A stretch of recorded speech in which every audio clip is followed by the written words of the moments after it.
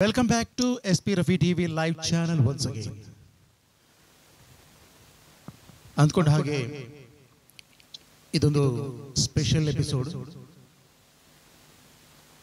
ನಿತ್ಯೋತ್ಸವ ಕವಿ professor KS Nisar Ahmed ರವರ ಇವತ್ತು ನಮ್ಮನ್ನೆಲ್ಲ ಇಡೀ ಕರ್ನಾಟಕಕ್ಕೆ ಅವರು ಪರಿಚಿತರು. ಕವಿ, ನಿತ್ಯೋತ್ಸವ ಕವಿ ಅಂತಲೇ ಅವರ ಚಿರಪರಿಚಿತರು. ಅವರು ಇವತ್ತು ನಮ್ಮನ್ನೆಲ್ಲರನ್ನ ಅಗಲಿದ್ದಾರೆ. ಒಂದು ನುಡಿ ನಮನ ಅಂತ ಈ ಕಾರ್ಯಕ್ರಮವನ್ನು ನಾನು ಪ್ರಸ್ತುತಪಡಿಸ್ತಾ ಇದ್ದೀನಿ. ನಮ್ಮ ಜೊತೆಗೂಡಿದ್ದಾರೆ ಕರ್ನಾಟಕದ ಮಹಾನ್ ನಿರೂಪಕರಲ್ಲಿ ಒಂದಾದಂತಹ ಶ್ರೀಯುತ ಶ್ರೀನಿವಾಸರವರು.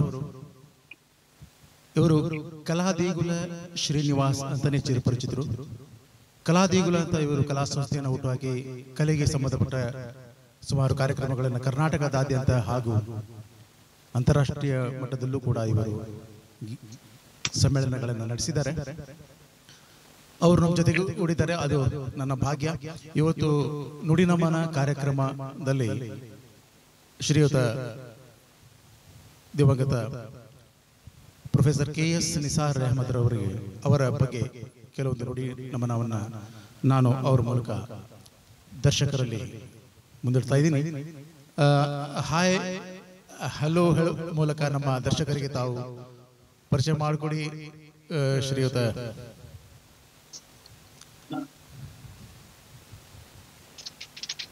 ಓಕೆ, ನಮಸ್ಕಾರ ಎಲ್ರಿಗೂ. ರಫೀಕ್, ಮೊದಲು ನಿಮಗೆ ನಾನು ನಮಸ್ಕಾರ ಹೇಳ್ತೀನಿ, ಅಭಿನಂದನೆಗಳನ್ನ ತಿಳಿಸ್ತೀನಿ. ಯಾಕಂತ ಹೇಳಿದ್ರೆ ಒಬ್ಬ ಕನ್ನಡದ ನಿತ್ಯೋತ್ಸವದ ಕವಿಯನ್ನ ಅವ್ರು ಇಲ್ಲ ಅಂದ್ರೂ ಕೂಡ ಸ್ಮರಿಸುವಂತದ್ದನ್ನ ಮಾಡುವಂತ ಕೆಲಸಕ್ಕೆ ಒಬ್ಬ ಕಲಾವಿದನಾಗಿ ಮಾಡ್ತಾ ಇದ್ದೀರಲ್ಲ, ನಾವೆಲ್ಲರೂ ಕೂಡ ಅವ್ರಿಗೆ ಋಣಿಯಾಗಿರ್ಬೇಕು. ಅದಕ್ಕೋಸ್ಕರ ನಿಮ್ಗೆ ಅಭಿನಂದನೆಗಳನ್ನ ತಿಳಿಸ್ತಾ ಇದ್ದೀನಿ. ಜೊತೆಗೆ ನೀವಂದ್ರಿ ನಮ್ಮನ್ನ ಅಗಲಿದ್ದಾರೆ ಅಂತ.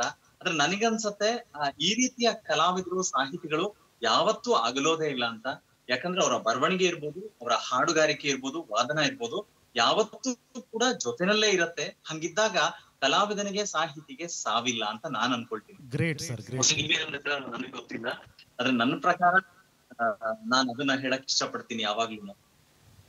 ನಿಸಾರ್ ಅಹಮದ್ ಬಗ್ಗೆ ಹೇಳ್ಬೇಕು ಅಂತ ಹೇಳಿದ್ರೆ, ಮೊದಲಿಗೆ ನನಗೆ ಅವರ ಇನಿಷಿಯಲ್ ಕೇಳಿದಾಗ KS ಅಂತ ಹೇಳಿದಾಗ ನೆನಪಾಗೋದೇನೆ ನಮ್ಮ ಮಲ್ಲಿಗೆಯ ಕವಿ ನರಸಿಂಹಸ್ವಾಮಿ ಅವರು. ಅಂದ್ರೆ ಅದೇ ಇನಿಷಿಯಲ್ ಇಟ್ಕೊಂಡಿರೋ ತುಂಬಾ ಜನ ಪಾಪ್ಯುಲಾರಿಟಿ ಇದಾರೆ. ನಾನು ತುಂಬಾ ಸಲ ಇದನ್ನ ಬಳಸ್ತಾ ಇರ್ತೀನಿ. KS ಅಂತ ಹೇಳಿದಾಗ ಪ್ಲೇಬ್ಯಾಕ್ ಸಿಂಗರ್ KS ಚಿತ್ರ ಇದ್ದಾರೆ, ಆಮೇಲೆ ನಮ್ಮಲ್ಲಿ ಕನ್ನಡದಲ್ಲಿ KS ಸುರೇಖಾ ಇದ್ದಾರೆ. ಸೊ ಈ ತರ KS ಅಂದವರೆಲ್ಲ ಬಹುಶಃ ಪಾಪ್ಯುಲರ್ ಆಗ್ತಾರ ನನಗ್ ಗೊತ್ತಿಲ್ಲ. ಆದ್ರೆ ನಿಸಾರ್ ಅಹಮದ್ ಅವ್ರನ್ನ ನಾನು ತುಂಬಾ ಹತ್ರದಿಂದ ನೋಡಿದ್ರಿಂದ ಅವರ ಸಾಕಷ್ಟು ವಿಚಾರಗಳು ಅಥವಾ ಅವರ ಸ್ವಭಾವ, ಅವರ ಆತ್ಮೀಯತೆ, ಸ್ನೇಹಪರತೆ ಎಲ್ಲಾನು ಕೂಡ ತುಂಬಾ ಖುಷಿ ಆಗತ್ತೆ. ಇಷ್ಟು ದೊಡ್ಡ ಮಟ್ಟದಲ್ಲಿ ಸಾಧನೆ ಮಾಡಿದ್ರು ಕೂಡ ತುಂಬಾ ಅಂದ್ರೆ ತುಂಬಾ ಆತ್ಮೀಯತೆಯಿಂದ ಎಲ್ಲರ ಜೊತೆಗೂ ವರ್ತಿಸ್ತಾ ಇದ್ರು. ಯಾರೇ ಆದ್ರೂ ಕೂಡ ತುಂಬಾ ಒಳ್ಳೆ ರೀತಿಯಲ್ಲಿ ಮಾತಾಡಿಸ್ತಾ ಇದ್ರು.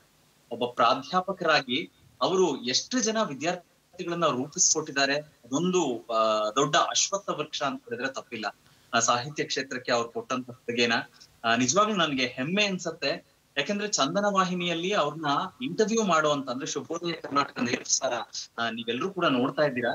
ಆ ಕಾರ್ಯಕ್ರಮದಲ್ಲಿ ಆರಂಭದ ದಿನದಲ್ಲಿ ಬೆಳಗ್ಗೆ 4:15 ಎದ್ದು ಬರುವಂತ ಒಂದು ಮನಸ್ಥಿತಿ ಅಂತ ಹೇಳಿದ್ರೆ ಅದು ಕನ್ನಡಕ್ಕೋಸ್ಕರ ಬಂದಿತ್ತು. ಅದು ಹೆಮ್ಮೆ ಅನ್ಸತ್ತೆ. ಅದ್ರ ಜೊತೆಗೆ ಅವ್ರು ಬಂದಾಗ ಹೇಳಿದ್ರು, ನೋಡಪ್ಪ ಶ್ರೀನಿವಾಸ್, ನಾನೀ ಕಾರ್ಯಕ್ರಮಕ್ಕೆ ಬಂದಿರೋದೇ ನಮ್ಮ ಚಂದನ ವಾಹಿನಿ ಅನ್ನೋ ಕಾರಣಕ್ಕೆ. ಯಾಕಂದ್ರೆ ಚಂದನ ವಾಹಿನಿ ಅಂತ ಹೇಳಿದ್ರೆ ಕನ್ನಡದ ನೆಲ, ಜಲ, ಭಾಷೆ, ಸಂಸ್ಕೃತಿ ಬಗ್ಗೆ ತುಂಬಾ ಒಳ್ಳೆ ಕೆಲಸ ಮಾಡುತ್ತೆ. ಹಾಗಾಗಿ ಚಂದನ TV ಯಾವತ್ತೇ ಕರೆದ್ರು ಕೂಡ ನಾನು ಇಲ್ಲ ಅಂತ ಹೇಳಿಲ್ಲ.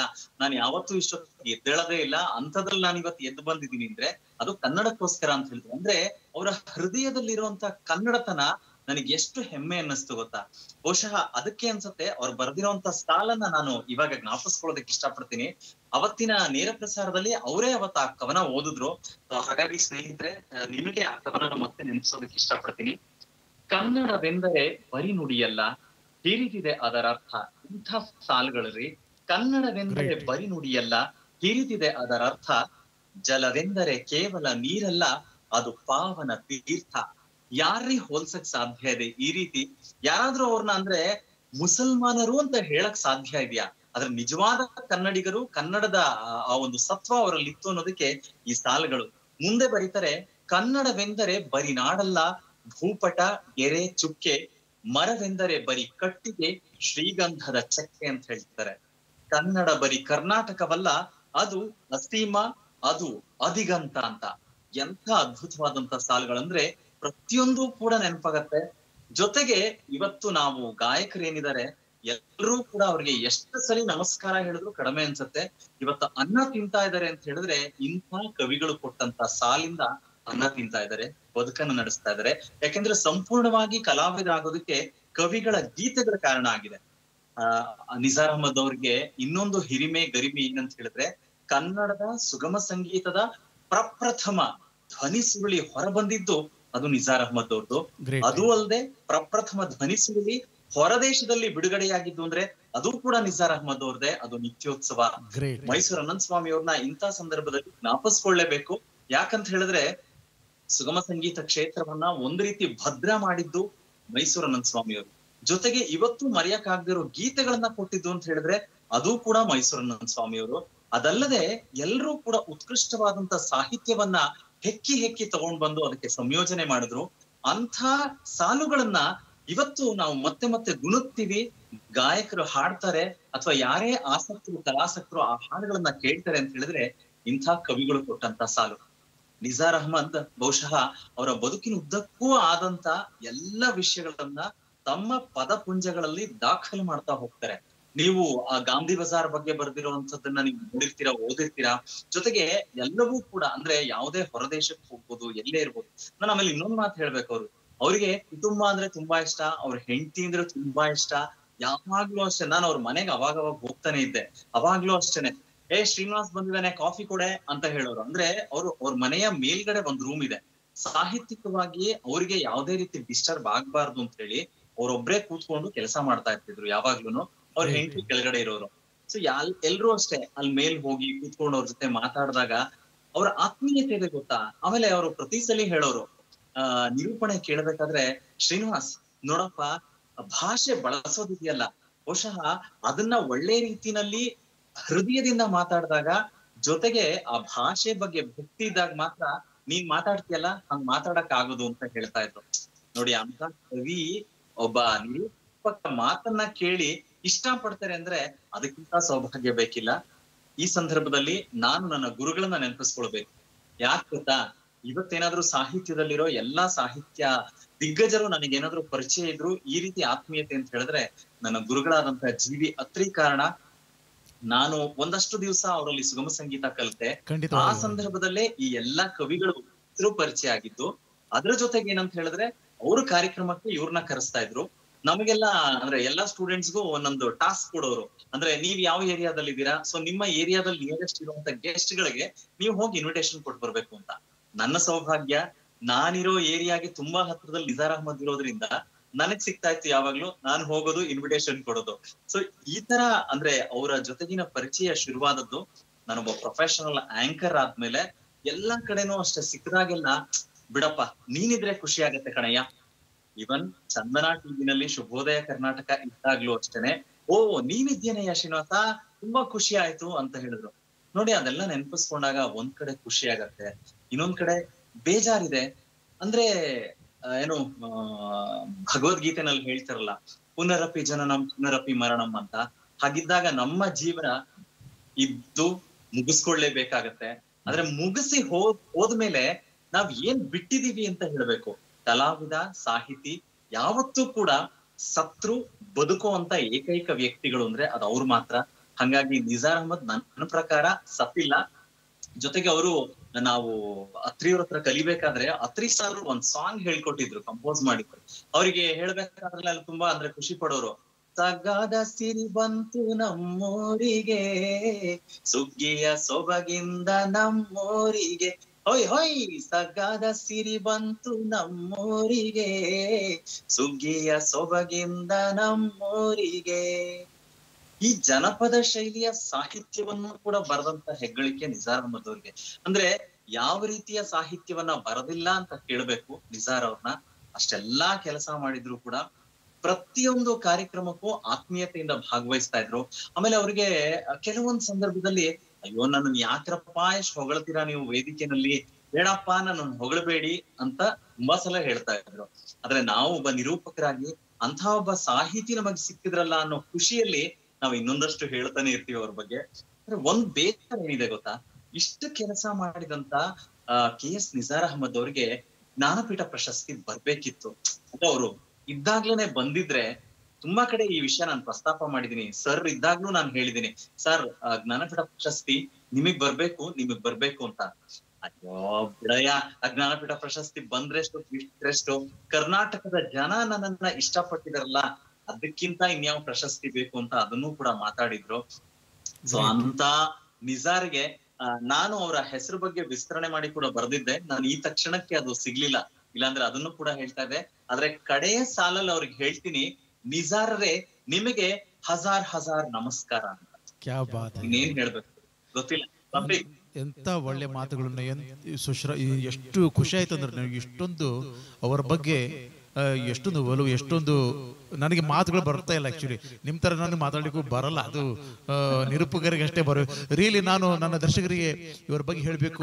ಒಂದು ಬಿಟ್ಟು ಹೋಯ್ತು, ಚಂದನ ವಾಹಿನಿಯಲ್ಲಿ ಇವರು ಅವರ ಜೊತೆಗೆ ಒಂದು ಸಂದರ್ಶನ ಮಾಡಿದ್ರು. ಆ ಸಂದರ್ಶನವನ್ನು ನಾನು ನೋಡಿದೆ ಇತ್ತೀಚೆಗೆ. ರಿಯಲಿ ನನಗೆ ಎಷ್ಟು ಖುಷಿ ಆಯ್ತು ಅಂದ್ರೆ, ನನ್ನ ಜೊತೆ ನನ್ನ ಸ್ನೇಹಿತ ಶ್ರೀಯುತ ಕಲಾದೇಗುಲ ಶ್ರೀನಿವಾಸರವರು ಎಷ್ಟೊಂದು ಸೊಗಸಾಗಿ ಅವ್ರ ಜೊತೆ ಸಂದರ್ಶನವನ್ನು ಮಾಡಿದ್ದಾರೆ. ನಿಜಕ್ಕೂ ಸಂತೋಷವಾಯ್ತು ನನಗೆ. ನಿಜಕ್ಕೂ ಅವರು ಭಾಗ್ಯವಂತರೇ ಸರಿ. ಈಗಿನ ಸ್ಥಿತಿಯಲ್ಲಿ ನಾನು ಹೇಳ್ಬೇಕಂದ್ರೆ ಅವರು ಅಷ್ಟೊಂದು ಹತ್ತಿರದಿಂದ ಅವ್ರ ಜೊತೆ ಅವರು ಪಳಗಿದ್ರು. Really great. ನನ್ನ ಮಟ್ಟಿಗೆ ಅದು ರಿಯಲಿ ತಮಗೂ ಸಲಾಮ್ ಅಂತ ಹೇಳ್ತಾ, ಈ ನಿಜ ರಫೀಕ್ ತುಂಬಾ ಖುಷಿ ಆಗತ್ತೆ. ಅಂದ್ರೆ ಅವ್ರ ಜೊತೆ ಒಡನಾಟ ಇದ್ದ ಕ್ಷಣಗಳು, ಅದನ್ನ ಆ ಇಂಟರ್ವ್ಯೂನ ನೀವ್ ನೋಡ್ಬಿಟ್ಟು ಇವತ್ತೊಂದು ಹಿಂಗ್ ಲೈವ್ ಮಾಡ್ತಾ ಇದೀನಿ, ದಯವಿಟ್ಟು ಮಾತಾಡ್ತೀರಾ, ನಿಮ್ ಸಮಯ ಕೊಡ್ತೀರಾ ಅಂತ ಹೇಳಿದ್ರೆ, ಅದಕ್ಕಿಂತ ಮುಂಚೆ ನಾನೊಂದು ಇದನ್ನ ಹೇಳ್ತೇನೆ. ನನ್ನ ದರ್ಶಕರಿಗೆ ಆ ಚಂದನ ವಾಹಿನಿಯ ಸಂದರ್ಶನದ ಲಿಂಕ್ ಅನ್ನ ನನ್ನ ಡಿಸ್ಕ್ರಿಪ್ಷನ್ ಅಲ್ಲಿ ಕೂಡ ಕೊಟ್ಟಿರ್ತೀನಿ. ದಯವಿಟ್ಟು ಅದನ್ನ ವೀಕ್ಷಿಸಿ.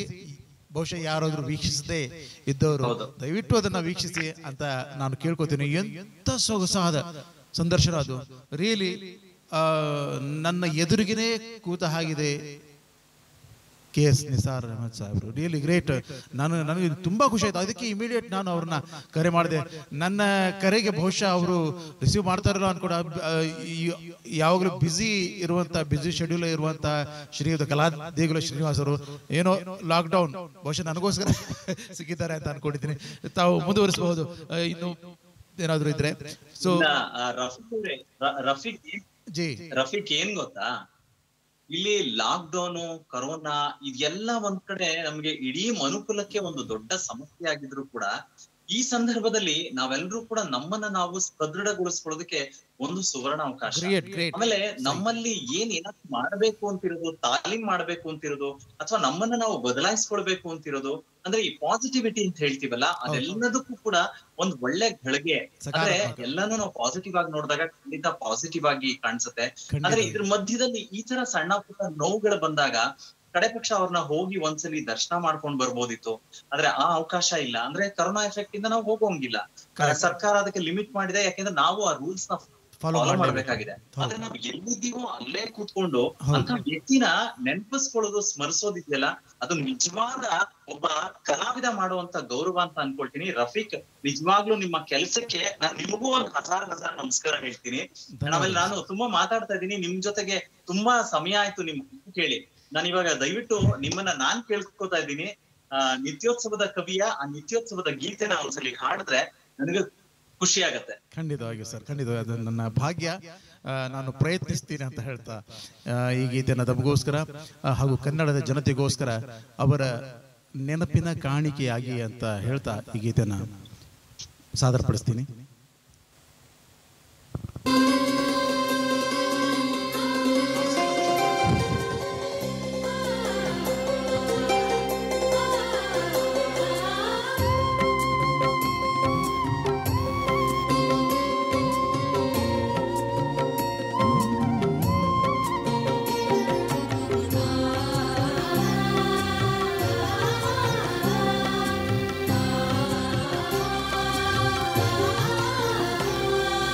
ಜೋಗದ ಸಿರಿ ಬೆಳಕಿನಲ್ಲಿ ತುಂಗೆಯ ತೆನೆ ಬಳುಕಿನಲ್ಲಿ ಸಹ್ಯಾದ್ರಿಯ ಲೋಹದ ದಿರವು ತುಂಗದ ನಿಲುಕಿನಲ್ಲಿ ನಿತ್ಯ ಹರಿದ್ವರ್ಣವನದ ತೇಗ ಗಂಧ ತರುಗಳಲ್ಲಿ ನಿತ್ಯೋತ್ಸವ ನಿನಗೆ ನಿತ್ಯೋತ್ಸವ ನಿನಗೆ ನಿತ್ಯೋತ್ಸವ ತಾಯಿ ನಿತ್ಯೋತ್ಸವ.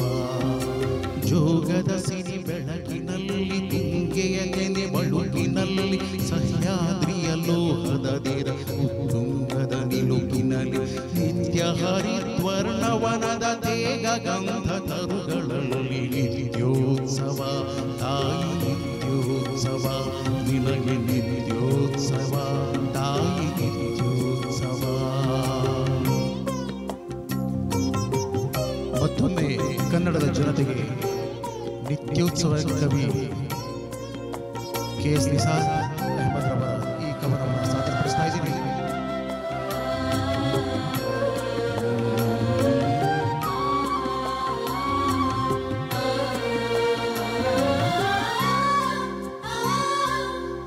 ಇತಿಹಾಸದ ಹಿಮದಲ್ಲಿನ ಸಿಂಹಾಸನ ಮಾಲೆಯಲ್ಲಿ ಗತ ಸಾಹಸ ಸಾರುತ್ತಿರುವ ಶಾಸನಗಳ ಸಾಲಿನಲ್ಲಿ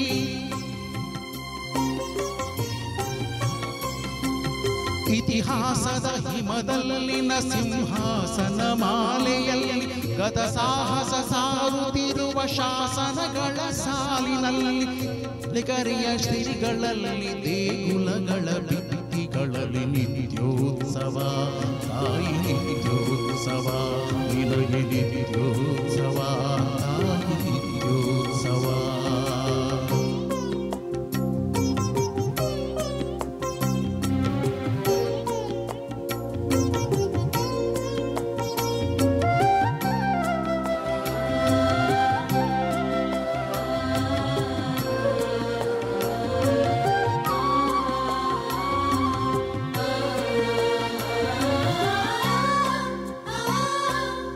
ಕುಲವೆಲ್ಲದ ಹಿರಿಮೆಯೇ ಕುಲವೆಲ್ಲದ ಗರಿಮೆಯೇ ಸದ್ವಿಕಾಸಶೀಲ ನುಡಿಯ ಲೋಕಾವೃತ ಸೀಮೆಯೇ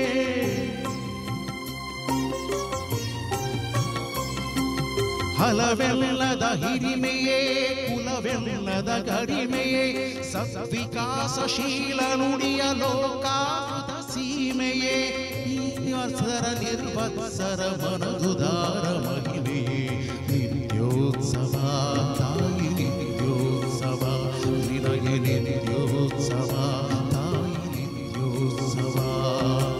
ಜೋಗದ ಸಿರಿ ಬೆಳಕಿನಲ್ಲಿ ತುಂಗೆಯ ತೆನೆ ಬಳುಕಿನಲ್ಲಿ ಸಹ್ಯಾದ್ರಿಯ ಲೋಹದ ದಿರ ತುಂಗದ ನಿಲುಕಿನಲ್ಲಿ ನಿತ್ಯ ಹರಿದ್ವರ್ಣವನದ ತೇಗ ಗಂಧ ತರುಗಳಲ್ಲಿ ನಿತ್ಯೋತ್ಸವ ತಾಯಿ ನಿತ್ಯೋತ್ಸವ ನಿನಗೆ ನಿತ್ಯೋತ್ಸವ ತಾಯಿ ನಿತ್ಯೋತ್ಸವ ನಿತ್ಯೋತ್ಸವ ತಾಯಿ ನಿತ್ಯೋತ್ಸವ ನಿನಗೆ ನಿತ್ಯೋತ್ಸವ ತಾಯಿ ನಿತ್ಯೋತ್ಸವ.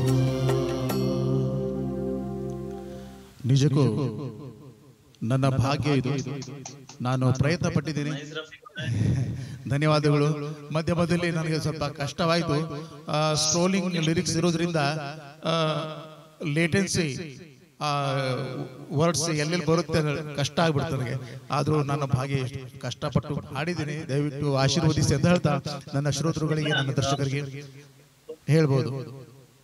Over to Srinivas ji. ರಫೀಕ್ ಅವರೇ, ನಿಮ್ಮ ಹಾಡು ಕೇಳಿ ನನಗೆ ಖುಷಿ ಆಯ್ತು. ಆಮೇಲೆ ನೀವೇ ಹೇಳ್ಕೊಂಡ್ರಿ ಮಧ್ಯದಲ್ಲಿ ಕೆಲವು ಲೈನ್ಗಳ ಹಾಡಕ್ ತುಂಬಾ ಕಷ್ಟ ಆಯ್ತು ಅಂತ. ಒಂದು ನೋಡಿ, ತಾಂತ್ರಿಕವಾಗಿ ನಾವು ಕೆಲಸ ಮಾಡ್ಬೇಕಾದ್ರೆ ಕೆಲವು ಅಡೆಚಣೆಗಳು, ಅದ್ರ ಜೊತೆಗೆ ಭಾವಕರಾದಾಗ ಕೆಲವು ಸಾಲುಗಳನ್ನ ಅಥವಾ ಆ ವ್ಯಕ್ತಿ ನೆನೆಸ್ಕೊಂಡಿದ ತಕ್ಷಣ ಹಾಡು ತುಂಬಾ ಕಷ್ಟ ಅನ್ಸುತ್ತೆ. ಇಷ್ಟಾದ್ರೂ ಕೂಡ ಅದೆಲ್ಲದರ ಮಧ್ಯದಲ್ಲಿ ನೀವಷ್ಟು ಪ್ರೀತಿಯಿಂದ ಮಾಡ್ತಾ ಇದಿರಲ್ಲ, ಒಬ್ಬ ಕವಿಗೆ ಈ ರೀತಿಯಾಗಿ ಅವ್ರದೇ ಸಾಲುಗಳನ್ನ ಅರ್ಪಣೆ ಮಾಡಿದಾಗ ಈ ಸಂದರ್ಭದಲ್ಲಿ ಆಗುವಂತ ತೃಪ್ತಿ ಇದೆಯಲ್ಲ ಆತ್ಮಕ್ಕೆ, ಬಹುಶಃ ಯಾವಾಗ್ಲೂ ಇಲ್ಲ ಅನ್ಸುತ್ತೆ. ನಿಜವಾಗ್ಲೂ ಒಳ್ಳೆ ಕೆಲಸ ಮಾಡ್ತಾ ಇದ್ದೀರಾ.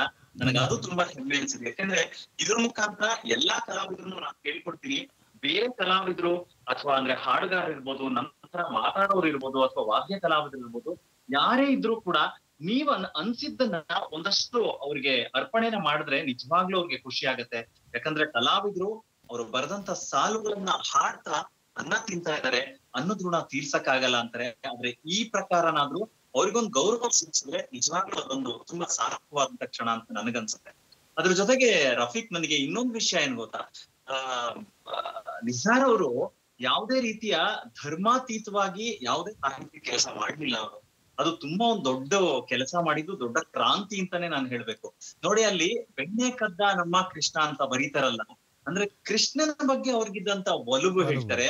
ಆಮೇಲೆ ಒಬ್ಬ ಹಿಂದೂ ಹೆಣ್ಣುಮಗಳು ಮನೆ ಮುಂದೆ ರಂಗೋಲಿ ಹಾಕಿದಾಗ ರಂಗೋಲಿ ಎಷ್ಟು ಚಂದವಾಗಿದೆ, ನಮ್ಮ ಸಂಸ್ಕೃತಿನ ಬಿಂಬಿಸುತ್ತೆ ಅಂತ ಹೇಳಿ ರಂಗೋಲಿ ಬಗ್ಗೆ ಹೇಳ್ತಾರೆ. ಅಂದ್ರೆ ಅವ್ರಿಗಿದ್ದಂತ ಆಸಕ್ತಿ, ಜೊತೆಗೆ ಕನ್ನಡ, ನಮ್ಮ ಈ ನೆಲದ ಸಂಸ್ಕೃತಿ ಬಗ್ಗೆ ಅವ್ರಿಗಿದ್ದಂತ ಗೌರವ.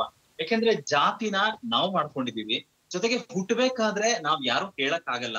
ಅಂದ್ರೆ ಏನೋ ನಾವ್ ಅಂಗಡಿನಲ್ಲಿ ಹೋಗಿ ತಗೊಂಡಂಗೋ ಅಥವಾ ಇನ್ನೆಲ್ಲಾದ್ರೂ ನಾವು ನಮಗ್ ಇಷ್ಟ ಬಂದಿದ್ ಮಾಡ್ತೀವಲ್ಲ, ಆ ರೀತಿಯಾಗಿ ಏನಾದ್ರು ಇದ್ರೆ ಎಲ್ರು ನಮಗ್ ಬೇಕಾಗಿದ್ದ ಜಾತಿಯಲ್ಲಿ ಹುಟ್ಬೋದಿತ್ತು.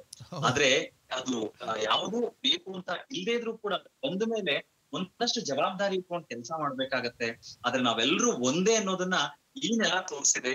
ಅದಕ್ಕೆ ಸಾಕ್ಷಿ ಅನ್ನೋದಾದ್ರೆ ನಿಸಾರ್ ಅಹ್ಮದ್ ಅವರು. ನಿಸಾರ್ ಅಹ್ಮದ್ ಅವರು ಬಹುಶಃ ಭಾಷಣ ಮಾಡೋದಕ್ಕೆ ನಿಂತ್ರು ಅಂದ್ರೆ ಅವ್ರ ಮಾತುಗಳನ್ನು ಕೇಳಕ್ಕೆ ಎಷ್ಟು ಸೊಗಸನ್ನ. ಆಮೇಲೆ ಯಾರಾದ್ರೂ ಕಣ್ಮುಚ್ಚಿ ಯಾವುದೇ ಅಲ್ಲ, ಅವರ ಭಾಷೆ ಕೇಳ್ತಾ ಇದ್ರೆ ಕನ್ನಡ ಇಷ್ಟು ಸೊಗಸಾಗಿದ್ಯಾ, ಇಷ್ಟು ಸುಲಲಿತವಾಗಿದ್ಯಾ ಅಂತ ಅನ್ನಿಸ್ತಾ ಇತ್ತು. ಅಷ್ಟು ಅಂದ್ರೆ ಕನ್ನಡ ಭಾಷೆನ ಪ್ರಯೋಗ ಮಾಡ್ತಾ ಇತ್ತು. ಬಹುಶಃ ಅದಕ್ಕೆ ಅನ್ಸತ್ತೆ ನಮ್ಮ ಕನ್ನಡ ತಾಯಿಗೆ ಅಂಥ ಮಕ್ಕಳನ್ನ ಪಡೆದಂತ ಹೆಮ್ಮೆ, ಗೌರವ, ಬೀಗೋದು ಎಲ್ಲಾ ಇತ್ತು. ಇನ್ನೊಂದ್ ಮಾತು ಹೇಳ್ತಾ ಇದ್ರು ನೋಡಿ, ಯಾವತ್ತೂ ಕೂಡ ಬರೀ ನವೆಂಬರ್ ಕನ್ನಡ ಆಗ್ಬಾರ್ದು, ಕನ್ನಡದ ಉತ್ಸವ, ಆ ನಿತ್ಯೋತ್ಸವ ನಿತ್ಯಾನೂ ಇರ್ಬೇಕು. ಬಹುಶಃ ಈ ಹಿನ್ನೆಲೆಯಲ್ಲೇ ಆ ಜೋಗದ ಸಿರಿ ನಿತ್ಯೋತ್ಸವ ಅನ್ನೋ ಸಾಲನ್ನ ಅಥವಾ ಪದನ ಬಳಸಿದ್ರು ಅಂತ ನಾನು ಅನ್ಕೊಳ್ತೀನಿ. ಅಂಥ ಕವಿಯನ್ನ ಸ್ಮರಿಸುವಂತ ಅವಕಾಶಗಳಿದೆಯಲ್ಲ, ಅದು ತುಂಬಾ ಹೆಮ್ಮೆ ಅನ್ಸುತ್ತೆ ಈ ಕ್ಷಣದಲ್ಲಿ. ರಫೀಕ್, ನಿಮಗ್ ನಾನು ಅದ್ ಎಷ್ಟು ಧನ್ಯವಾದ ಹೇಳಿದ್ರು ಕೂಡ ಕಡಿಮೆ ಅನ್ಸುತ್ತೆ.